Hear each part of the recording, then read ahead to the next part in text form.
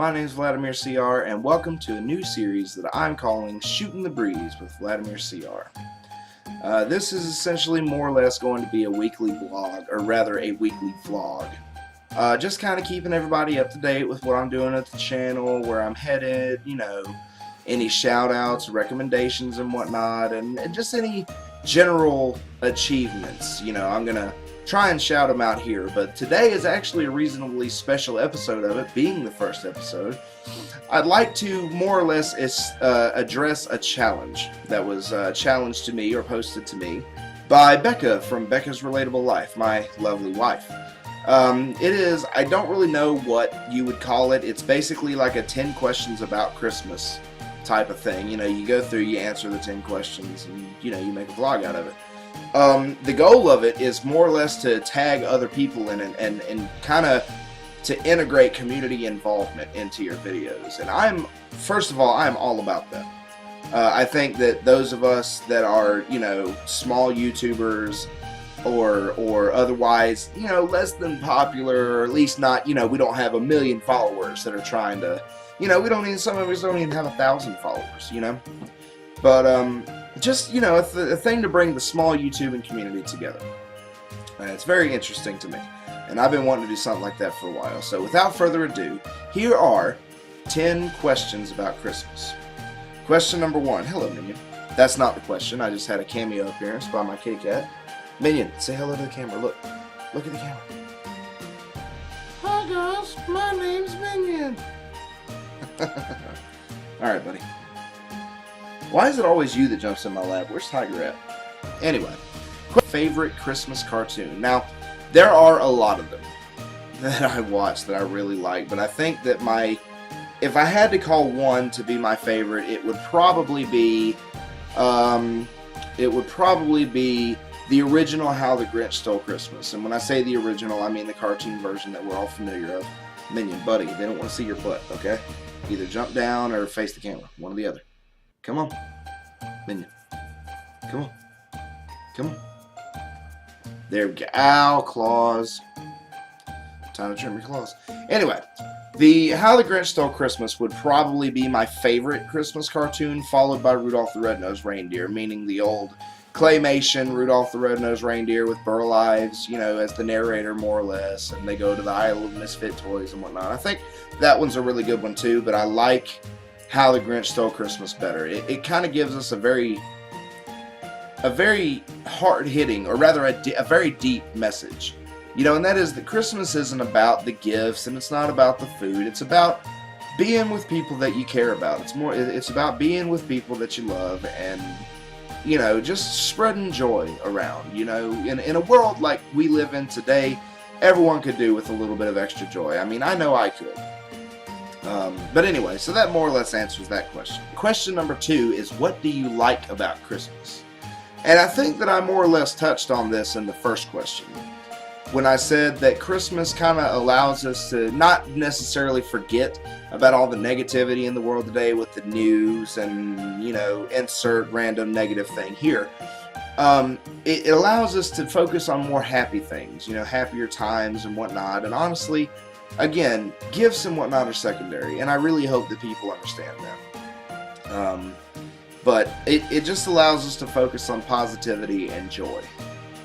Just spreading happiness around everywhere we go. And so that basically answers that question. Question number 3 is, what do you prefer to eat? Turkey, ham, or duck? Now, that question, I don't know if you would consider this a complete answer. No. Don't mess with the mouse, buddy.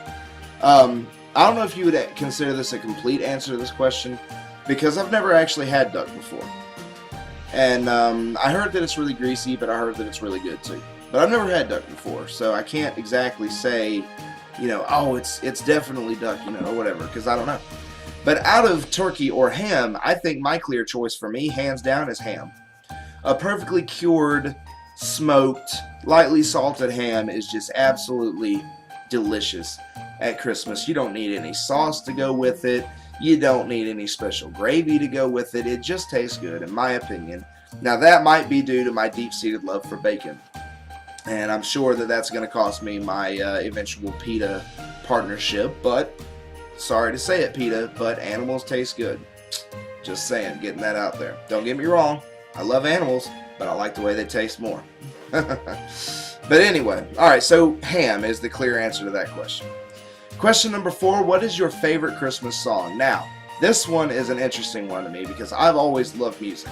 Always loved music ever since I can remember really getting into and listening to music for the first time, and that's, I swear that when I was born, my mother was, or when I was in my mother's, uterus, I can just see her putting a set of headphones around me and listening and not forcing me, but basically playing classic rock. And when I say classic rock, I mean stuff like Aerosmith and Led Zeppelin and Deep Purple and Pink Floyd and any other of the bands that you can hear on any classic rock station.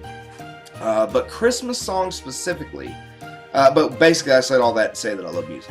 Christmas songs specifically, though, I would have to say the song Carol of the Bells. Now, I have a specific one that I really enjoy listening to. I love the song Carol of the Bells and just about all of its iterations that I've heard. But my favorite version of it has got to be the Trans-Siberian Orchestra's version of Carol of the Bells. I absolutely love it. It's powerful. It's very just... Have you ever felt music before? Because I feel that song, it doesn't necessarily speak to me, there are no lyrics, but, well, at least not lyrics that are popularized. But so that would have to be my favorite Christmas song, Carol of the Bells, and just about any iteration of that song. More specifically, sorry, I got cat hair all over me. More specifically, the Trans-Siberian Orchestra's version of that song. I think that would probably be my favorite. What is your favorite Christmas dessert? This one is a little difficult for me. This one will more than likely have to be my family, both my in-laws now and my mom and dad and their mom and dad and whatnot used to make these things and still make these things for the most part that, as far as I can tell, are called Buckeyes. It's basically like a spoonful of peanut butter and probably some other stuff that's basically been dipped in melted chocolate. And once it hardens, it makes this delicious combination of chocolate and peanut butter, which I've always loved chocolate and peanut butter ever since I had my first Reese's Cup. But anyway, so Buckeyes would have to be that one, which again is just like a spoonful of peanut butter dipped in chocolate. Outstanding. Can't beat it. Number 6. What is your favorite Christmas drink? Well, I can go ahead and tell you right now it's not eggnog. I don't know if you would consider it a Christmas drink specifically, but I've always liked apple cider. Apple cider has always been just that. It's a drink that makes me feel like I'm home, no matter where I am. For example, when I was in the military, I moved over 1,000 miles away from my family for the first time ever. I was out basically more or less on my own, and my family was over 1,000 miles away from me, at least my mom, dad, and my closer family. Were over 1,000 miles away from me, but I remember after I got out of basic training, when I went over to the other side of the base for my schooling, I remember that it was around January. It was January 4th was the first day I went to the training side. Not the basic training, but the actual learning my job in the Navy side.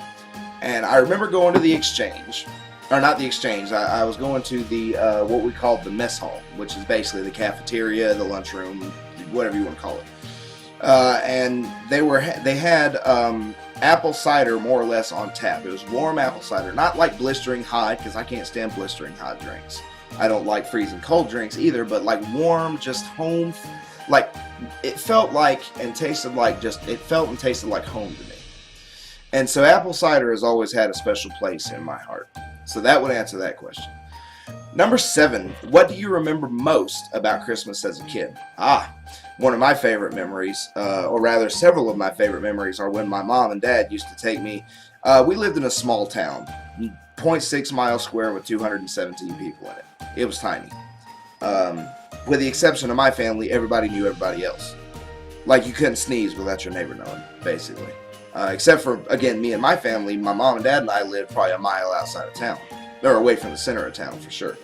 But my favorite memory of Christmas as a kid wasn't necessarily opening the presents or anything like that. It was actually going to a neighboring town, in which there was a street called Easy Street. Now, I know it sounds funny, but believe me, this is, you can take this as the word, because there was a street called Easy Street, and there was a particular neighbor or a particular person that lived on that street who got together with all the other neighbors on that street that live on that street, and this street might be 200, 250 yards at the most, end to end. But he got together with all the other people that live on that street, and they put up Christmas decorations in their yard. It was basically a light show, and this was back in the, in the 90s. So we didn't have all the fancier stuff, like, laser light shows, and, they didn't do the whole music, like syncing your lights up with music thing, but they did have multiple different displays. There were nativity scenes.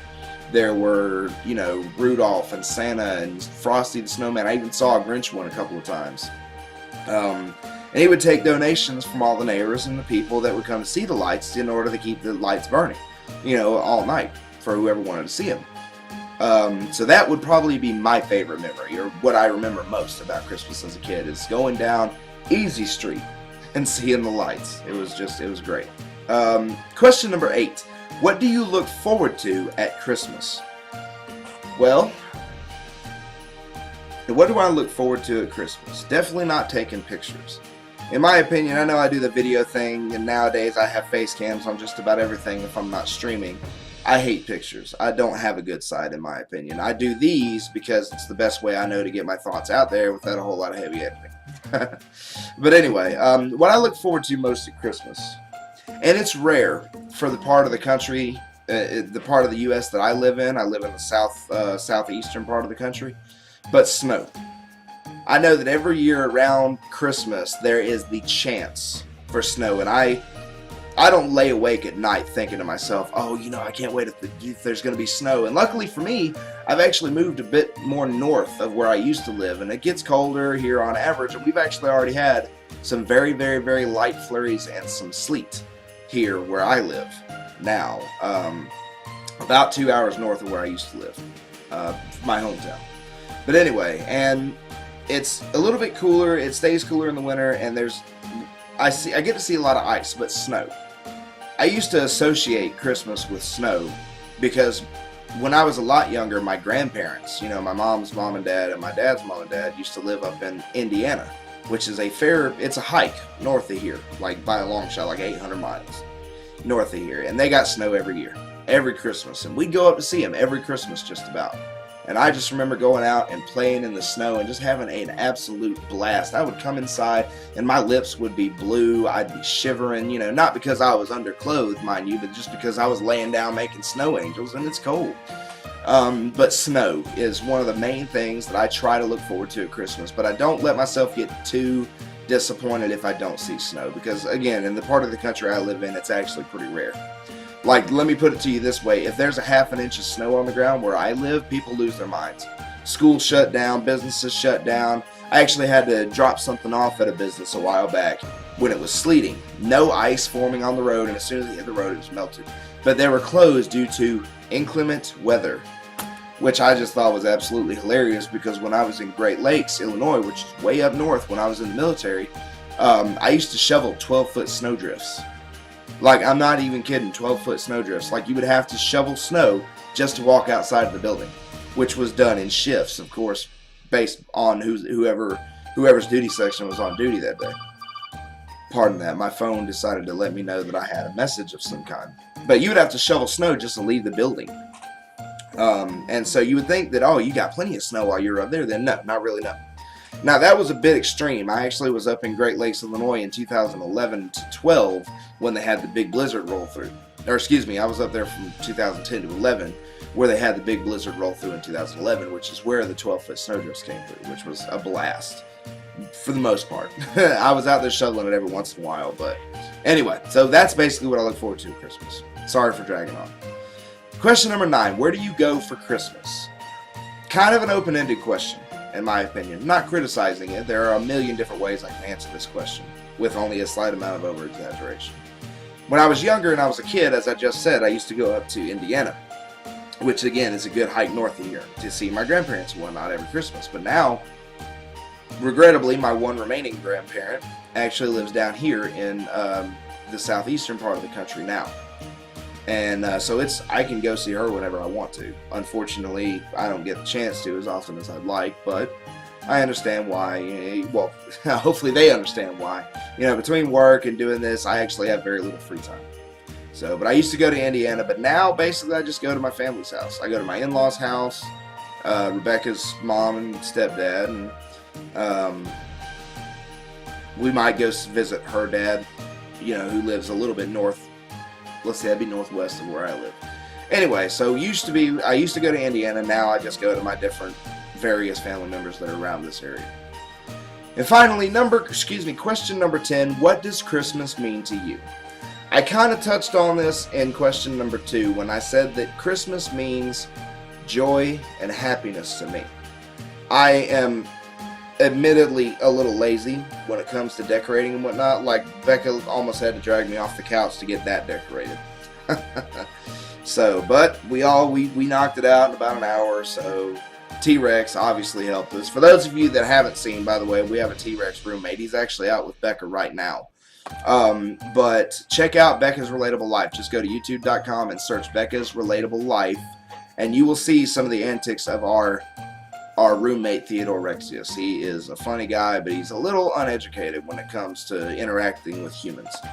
But anyway, so Christmas means joy and happiness to me. It's a sign of, it's like the spiritual manifestation of happiness and joy.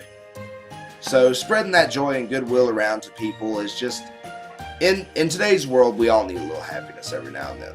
You know, if not, then the world is a dark and cruel place, and everyone knows that. Anyone who has gone out into the world knows that the world is a dark and cruel place, and I think that we need more joy and happiness in the world. But anyway, so that answers all 10 of the questions that were challenged to me by Becca's Relatable Life. Now, it's my turn to go tell other people, or rather to tag other people.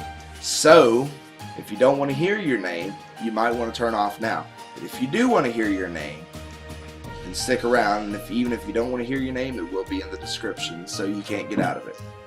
I'm kidding, of course. There's no obligation. If you want to, then great. If not, then I won't hold it against you. Now, for the people that I'm going to tag in this. Again, there's no obligation. You don't have to.